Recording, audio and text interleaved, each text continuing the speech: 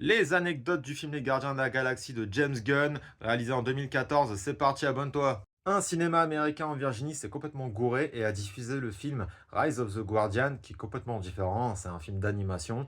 Et face au mécontentement du coup des spectateurs, ils ont quand même agi et ont offert une place de cinéma et ainsi que le poster du film Les Gardiens de la Galaxie.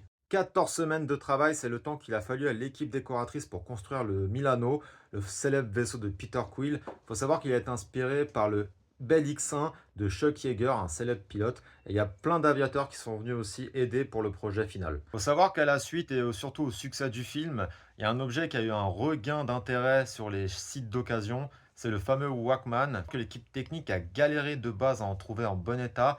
Ils s'étaient tous penchés sur le marché de l'occasion pour au final en avoir 16. Dans une scène de combat entre Chris Pratt et Zoé Saldana, les deux acteurs étaient équipés de plein d'équipements de protection.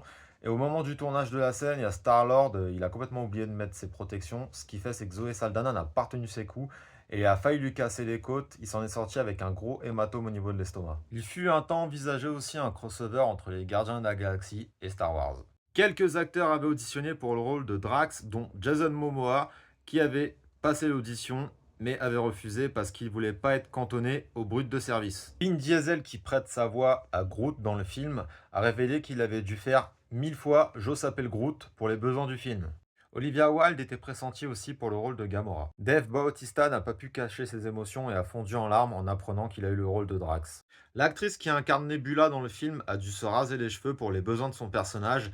On a appris que ses cheveux n'ont pas servi à rien puisqu'ils ont été confiés à l'équipe de Star Wars épisode 7 pour constituer une perruque. Voilà, il y a encore plein d'anecdotes sur le premier gardien de la galaxie qui restera le meilleur pour moi. On en reparlera peut-être dans une deuxième partie. En attendant, si ça t'a plu, n'hésite pas à t'abonner. Merci à tous. À la prochaine.